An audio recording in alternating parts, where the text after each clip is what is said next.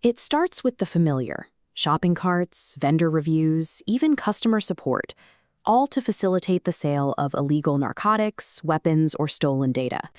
But on the dark web, the person answering your support ticket might actually be an undercover agent watching you in real time. To understand how this works, we look at how the internet is layered. The top layer is the surface web. This is data indexed by search engines like Google, the news sites, blogs, and public platforms anyone can access with a standard browser. Below that lies the deep web. This layer isn't indexed by search engines, primarily because it's behind a wall. It contains your private emails, corporate databases, and online banking portals, data that is private but generally legitimate. The dark web is a small, intentional subset of that deep layer. It uses specialized software like Tor to perform onion routing. Instead of a direct connection, your data is wrapped in multiple layers of encryption and bounced randomly between volunteer nodes across the globe, hiding your original IP address from the destination. This architecture created a perceived black box. Users believed they were completely invisible, operating in a space where traditional digital surveillance could not see them. In 2011, the Silk Road turned this privacy into an industry. By pairing the anonymity of Tor with the decentralized ledger of Bitcoin, it created a massive, anonymous underground economy. At its peak, the Silk Road facilitated over 1.5 million transactions. It wasn't just a website. It was a global marketplace that primarily fueled the illicit narcotics trade. Because the underlying encryption was practically unbreakable, global law enforcement had to find a different way in. They were forced to abandon their digital tools and develop an entirely new investigative playbook.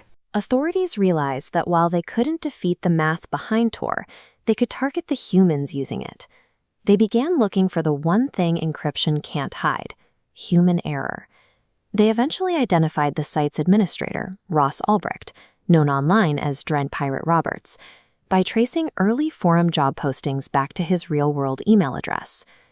Locating the physical servers allowed the FBI to seize the data directly, bypassing the network's encryption by simply walking through the front door of the data center. The takedown of the Silk Road proved a vital lesson. No matter how secure the code is, a digital fortress is only as strong as its physical and human endpoints. As the underground economy expanded, marketplaces like Alphabet and Hansa moved beyond drugs into weapons and malware. By 2017, these platforms were facilitating over $1 billion in annual transactions. In a coordinated global strike, the FBI and Thai police seized Alphabet's servers and arrested its founder in Bangkok. Panicked users immediately fled the site. Seeking a safe haven, they migrated in massive numbers to the dark web's next largest market, Hansa. But Hansa was already compromised. In a secret operation known as Operation Bayonet, Europol and the Dutch National Police had seized control of Hansa's infrastructure before Alphabet was even taken down.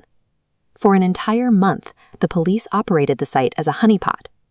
They modified the code to record real IP addresses, reset security settings, and collected over 10,000 physical delivery addresses from the unsuspecting new users. By managing the market themselves, law enforcement used the community's own migration patterns to surveil the criminal underworld in real time. Investigators soon began targeting the dark web's most distressing corners, from industrial-scale child exploitation networks like Welcome to Video to massive identity theft hubs like the Genesis Market. These operations succeeded because of a persistent misunderstanding of cryptocurrency. Many criminals wrongly believed that Bitcoin provided a total, untraceable shield. In reality, blockchain analysis allows investigators to trace the flow of funds through a public, permanent ledger. By mapping these transactions, authorities can follow the money directly to server locations and identify administrators, even those operating from residential basements in South Korea.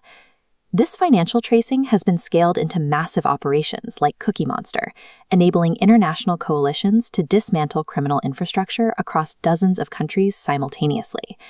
The blockchain's inherent transparency provides a permanent audit trail.